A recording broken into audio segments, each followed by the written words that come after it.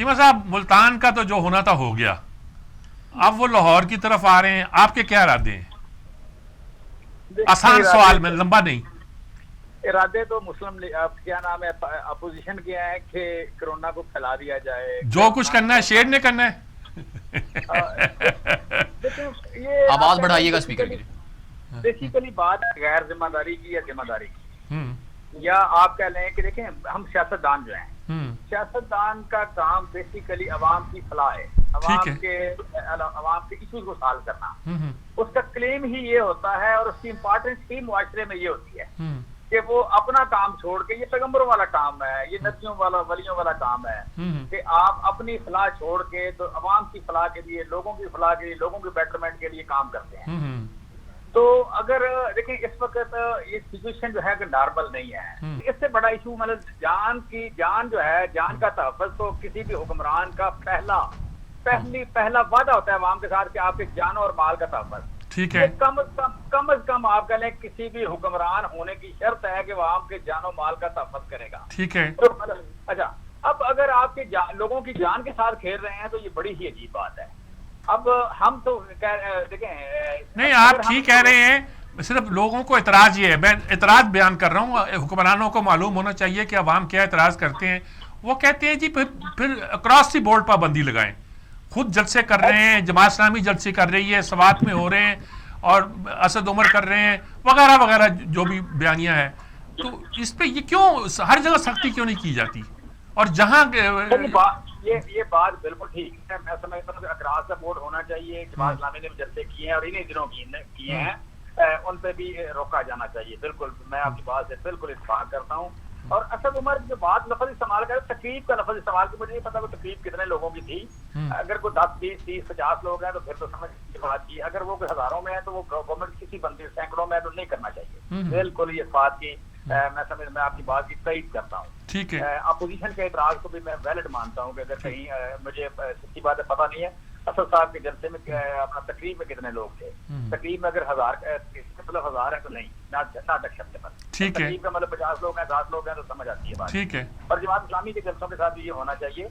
लेकिन मैं समझता हूँ कि अगर हुकूमत रोके, हुकूमत को डंडा मारना पड़े, अवाम को डंडा पड़ जाए, आप कह लें कि लॉ एंड ऑर्डर का इशू बने, या कहीं जाके आप पहले रास्ते रोकने पड़े, तो वो साहिब नहीं है, वो रिक्वायर्ड नहीं है। रिक्वायर्ड ये है कि मुआशरे में जिम्मेदारी का मुजाहरा करे हुकूमत भी और अपोजिशन भी, जिम्मेदारी का। और उसमें अपोजिशन के हाथ में, बाल अपोजिशन की कोर्ट में है कि अपोजिशन जो है इस जलसे का काम छोड़े। कम्युनिकेशन के जराए हैं, आपके पास बैठे हैं, टीवी चैनल पे बैठे हैं, ऑनलाइन बैठे हैं, सोशल नेट पे बैठे हैं, कहीं भी बैठे, बैठ के बात करें लोगों के साथ, अपना एजेंडा दें, क्या गलत हो रहा है, क्या कौन सी वो रिफॉर्म्स लाना चाहते हैं, कौन सा गवर्नमेंट के साथ डायलॉग करना चाहते हैं, कौन सी गवर्नमेंट ने गलती की है, वो बताएं।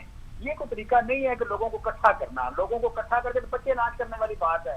अब वहां बैठ के सारा दिन पहले एक बात करते रहना, तो सिलेक्टेड वो हुकूमत ने बेड़ा गर्क कर दिया। तो बेड़ा तो आपका गर्क हुआ है, हुकूमत में अवाम तो बेहतरी हुई, यहाँ मैन्युफैक्चरिंग बेहतर हो गई, ट्रेड बेहतर हो गई, एक्सपोर्ट बेहतर हो गई, इम्पोर्ट कम हो गई, यहाँ पे आप कह लें कि रेवेन्यू कलेक्शन बेहतर हुई, इकोनॉमी का लॉस हमारे यहाँ कोरोना की वजह से कम से कम हुआ। तो ये तो झूठ बोल रहे हैं वो। और फिर क्या लोग इमरान खान पे जरदारी को आप पहले प्रेफर करेंगे? क्या कौन सा काम किया जरदारी ने? भाई ये इतनी बड़ी लायबिलिटी, खुर्शीद शाह, आसफ अली जरदारी, ये नाम है मेमन, और दूसरे एक लीडर का नाम लें इनका, ये तो लायबिलिटीज हैं। इधर सरकार नवाज शरीफ, शहबाज शरीफ, जिनका मतलब जिनके हर नौकर के अकाउंट से 1.5 अरब रुपया निकल आता है, इनको लोग सिलेक्ट करेंगे। ये मुंह और मसूर की दाल, इनके औकात क्या है? देखें, के अलावा इनकी औकात क्या है? चीमा साहब, आपकी चोरों के अलावा इनका नाम क्या दिया जा सकता है? वो देखें, लोग चोर हैं, इनकी क्या औकात है कि ये हमें बताएंगे? तो मैं समझता हूँ कि ये जिम्मेदारी का मुजाहरा करें अवाम के साथ, अवाम की जिंदगी के साथ। देखिए, मैं एक तरफ तो आप चोर कह रहे हैं, दूसरी तरफ उनसे कह रहे हैं, मशवरा दे रहे हैं कि वो ना करें। तो कोई तरीका नहीं हो सकता कि सलीके से बात हो जाए? मैं कहता हूँ सलीके से बात करें ना, सलीके से बात करें कि हमारे साथ बैठ के बात करें, टीवी पे बैठ के बात करें, ऑनलाइन बैठ के बात करें, लोगों को इकट्ठा करके उनकी जिंदगी के साथ ना खेलें। वो कहते हैं आप बात ही नहीं करना चाहते, प्राइम मिनिस्टर किसी मीटिंग में आते ही नहीं है, और जहां मीटिंग में आने की बात होती है आर्मी चीफ तो आ जाते हैं, वो नहीं आते। तो ये उनकी जी मीर साहब, देखिए इसमें इंपॉर्टेंट बात है क्या है, आप जस्ट याद करें कि जिस दिन प्राइम मिनिस्टर हलफ उठाने आए, उस दिन प्राइम मिनिस्टर ने कौन सी गलती कर दी थी कि आपने उसको ओपनिंग स्पीच भी नहीं करने दी? कभी पाकिस्तान की तारीख में हुआ है कि आपको वो ओपनिंग स्पीच ना करने दे, ठीक है? और उसके बाद भी देखें तो ये पहले दिन से सर जो बंदा 5 हल्कों से इलेक्ट हुआ, भाई उससे बड़ा इलेक्टेड कौन है इस मुल्क में?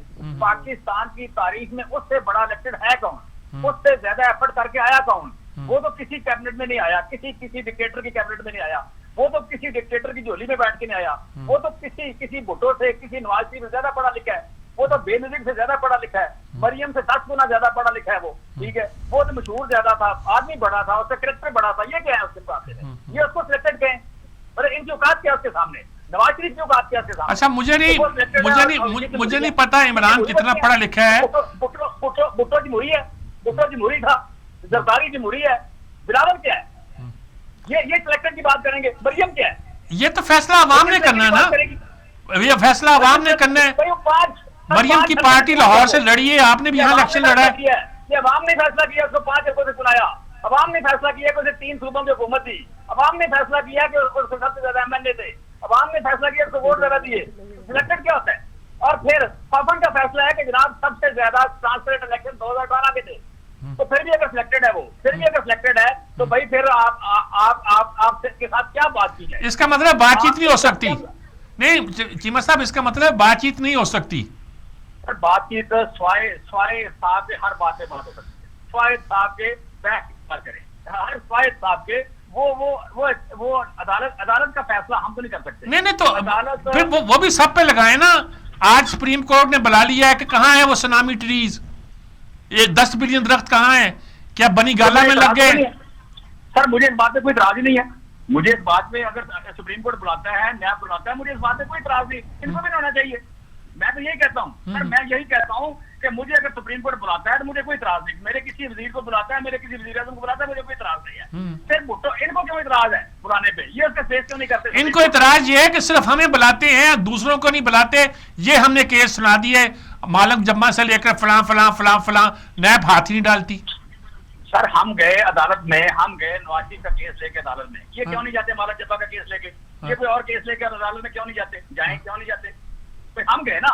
ये बात पे नवाज शरीफ साहब हुए, क्या नाम है, डेथ वाली, चलो वो नहीं जाते, नैब तो खुद पकड़ रही है। शाद खान अब्बासी कहाँ जेल में खुद गए कोर्ट में, उनको बुला लिया हुआ है। उसी नैब ने अलीम खान को भी पकड़ा, उसी नैब ने बाकी लोगों को भी पकड़ा। हमने कोई इतराज किया? हमने तो नहीं किया। वो नैब किसी और को पकड़े, हम तो कोई इतराज नहीं कर सकते। सर देखें, पाकिस्तान के आइन के मुताबिक ये अदारे बने हैं। मेरे पास आपसे नहीं है कि मैं गुनाह मानूं, मैंने उनको मानना है। वो सुप्रीम कोर्ट गलत बुलाए, ठीक बुलाए, मैंने जाना है। मुझे कोई इतराज नहीं है। ये क्यों इतराज करते हैं? अच्छा ठीक, सार को किसने लगाया था? ये अताब बंदियाल को किसने लगाया है? आप खोसा को किसने लगाया था? इनके अपॉइंटेड लोग, ठीक है। फिर इनके केसेस किसने बनाए थे? हमने तो कोई केस नहीं बनाया इन पे। फाइल से बातचीत की, मनी लॉन्ड्रिंग की, हमने तो कोई केस नहीं बनाया। सारे केस आपस में बनाए हुए हैं। फिर होते क्यों हैं? हम पे इतराज क्या करते हैं? वोट हमने इनसे ज्यादा लिए, मतलब नहीं वोट अगर इनके दोनों के बुला लिए जाए, तीसरा का नाम ही बुलाया जाए तो आपसे बहुत ज्यादा है जी। अगर वोट पीपल्स पार्टी और मुस्लिम लीग के बुला लिए जाए तो आपसे बहुत ज्यादा है। सर क्या पाकिस्तान में इलेक्ट होने का ये तरीका है? नहीं, बाद में वोट बना रहे।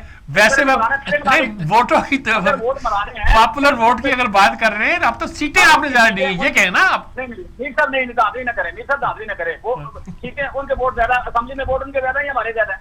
नहीं वोट असेंबली का वोट है ना, बेसिक बात असेंबली का वोट है। असेंबली में वोट उनका ज्यादा ही मेरा ज्यादा है। हाँ नहीं ठीक है, असेंबली की निश्चितें आपकी ज्यादा है, लेकिन पॉपुलर वोट उनका ज्यादा है। सर पॉपुलर वोट अगर है तो फिर इकट्ठे इलेक्शन लड़ लें।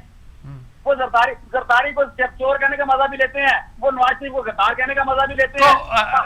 तो क्या आप री इलेक्शन की कोई पेशकश कर रहे हैं?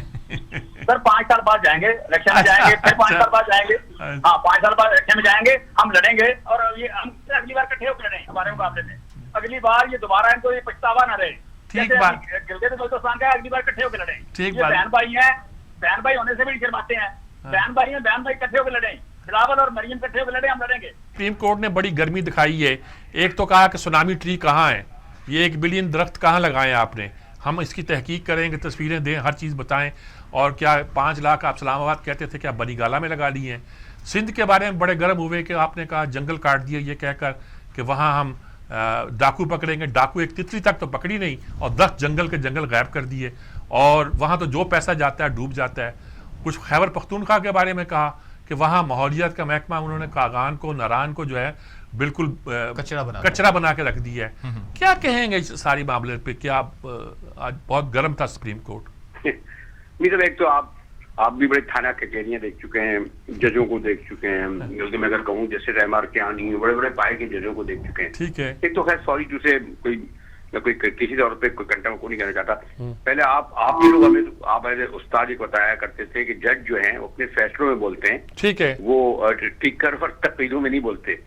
अब ये नया एक फिनोमेना आया ना आपकी 14 कोर्टों की बहाली के बाद, जिसपे हम लोग बड़े पुरजोश हो गए थे कि वो सुर्खियां लगती हैं और जब कोर्ट के दौरान ही टिकर चल रहा होता है, ब्रेकिंग न्यूज लगती है, हेडलाइन लगती है। कभी हमने नहीं देखा होगा पास में कि एक तो ये हो, और दूसरी फिर उसका अफसोस ये होता है कि आपने चौधरी इफ्तिखार हो या फिर जैसे साकिब हो या फिर ये हों, ये सुर्खियां तो बनवाते हैं, लेकिन कुछ अर्से बाद एक और नई सुर्खी बन जाती है। बात ये है कि चले हुक्मरानों को छोड़ें, लेकिन जब जजेस हज़रात जब इतनी बड़ी बड़ी बातें करते हैं तो उनको फिर ये ख्याल रहता है कि उसमें इम्प्लीमेंट हुआ या नहीं हुआ। कि वो ये कहते हैं कि अभी मैं आज ही सुन रहा था जब नौकरियों से निकाले जाओगे तो तुम्हारे घरों में खाना पकने को नहीं होगा, औकात भूल जाओगे। अब ये सॉरी टू से या फला कर दूंगा, हथकड़ियां डलवा दूंगा, वज़ीर आज़म को भी बुलवा लूंगा, ये भी कर लूंगा।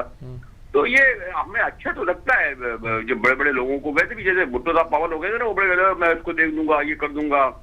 आप खुश होते थे, अजहर खान कहता था कि मैं भुट्टो को जो है वो कोहाल के पुट पे लटकाऊंगा। अभी आज जो मौलाना फजल रहमान तकी करते गए, इमरान खान में तुम्हारा ये करूंगा। तो बात ये कि हमारी प्रॉब्लम ये हो गई कि हम लोग ये पॉपुलर स्लोगन है उसमें जो उससे खुश भी हो जाते हैं, हम समझते हैं जी ये इस तरह अंडर एस्टिमेट भी हुकूमतों को भी नहीं करना चाहिए। फिर हम ये भी पूछ सकते हैं साहब ये 33,000 केसेस आपके क्यों पड़े हुए हैं? कि लाड़काना में जज जो है वो उस आदमी को क्यों नहीं गिरफ्तार सका, चांडियों को, जो एक औरत के साथ वो कर चुका है। फिर हम यही पूछ सकते हैं कि आपके कोर्टों में आपके वकील जो हैं वो जो काले कोटों वाले इतने सरकश और सरके लोग हैं। अभी एक जज ने आपने पढ़ी नहीं पिटीशन के कहा कि ये वकील हमें तारा करते हैं, मारते हैं, पीटते हैं, कोई पूछने वाला नहीं है हमारा। तो फिर अगर आप इस तरह बात करेंगे तो हम भी फिर बिल्कुल ठीक है। लेकिन मैं अगर बात को आप इस पे ये कह रहा है इस पे ये उनका बयान ये बिल्कुल दुरुस्त, जैसे मैं सब बातें मानता हूँ, लेकिन मैं कहना जजेस हजरात को जो मुकद्दस इदारा है हमें ये चाहिए कि वो इम्प्लीमेंट करें, ना कि वो उनके बयान हमें सुर्खियां बने, बयान बने, हम डिस्कशन करें। नहीं, वो इस बात तो कह रहे हैं कि जी हम तहकीक भी कराएंगे वगैरह वगैरह, वो छोड़े बात। मैं सिर्फ ये कह रहा हूं कि उन्होंने जो ये बात की है कि बिलियन ट्री कहाँ है, एक बात। दूसरी बात की है कि सिंध हुकूमत पे जो पैसा जाता है पता नहीं कहाँ चला जाता है। जंगल के जंगल साफ कर दिया आपने, डाकुओं को पकड़ना है, और एक तितली तक नहीं पकड़ी। और खैबर पख्तूनख्वा के बारे में कहा कि नारान को और कागान को आपने कचरा बना दिया है। तो ये जो बातें पिन पॉइंट की जा रही हैं, इसके बारे में आप वैसे आप मुझे बताया कि आप शायद नहीं है, लेकिन आपके बड़े अच्छे हैं, लिटरेचर के आदमी है, मैं आपको बड़ा सुनता रहा हूँ। तो मुझे बस समझ ये आता है कि वो जो था ना, उन्होंने कहा कि और अपने आँख के शैतीर पर नजर रखे। हदीस है कि उसूलन गुनाहगार ना हो, गुनाहगार पे पत्थर संभालने वाले, और अपनी आँख के शैतीर पर नजर रखे, हमारी आँख से कांटे निकालने वाले। ठीक है। अगर जुडिशरी का इदारा और हमारे बाकी इंस्टीट्यूशन दुरुस्त हो जाते तो फिर ये पॉलिटिकल इंस्टीट्यूशन है ना, इन्हें आप खड़ा करें और लोग खुश होंगे जब इनके सारा भी सलूक करेंगे। लेकिन जब आपके इदारों में जब जो इस तरह के गिरफ्त चमकते हैं, उनमें जब जो है वो जो नहीं होगी, शफाफ नहीं होंगे, तो आपके बयानों को आज तो सुर्खी बनेगी, 2 दिन बाद उसको लोग वो बाज़गश बन जाएगी। इसे आपसे ज्यादा कौन जानता है। इसलिए हम बड़े खुश हो जाते हैं जब हमारे जजेस हज़रात भी बातें करते हैं कि उल्टा लटका दूंगा, हथकड़ियां पहना दूंगा, ये कर दूंगा, वो कर दूंगा, जैसे अब हम गुफ्तगू कर रहे हैं। इसके बाद क्या होगा? ये आज ये बयान आज का नहीं है, पहले का है बयान। अगर नहीं है तो फिर कल उसको पकड़े ना, लाए ना हमारे सामने। तो ये जो है ना कि अब मैंने आपसे सीखा है कि हम फिर भी पुरउम्मीद होकर खुश होते हैं जब जजेस हज़रात इन लोगों के बारे में गुफ्तगू करते हैं।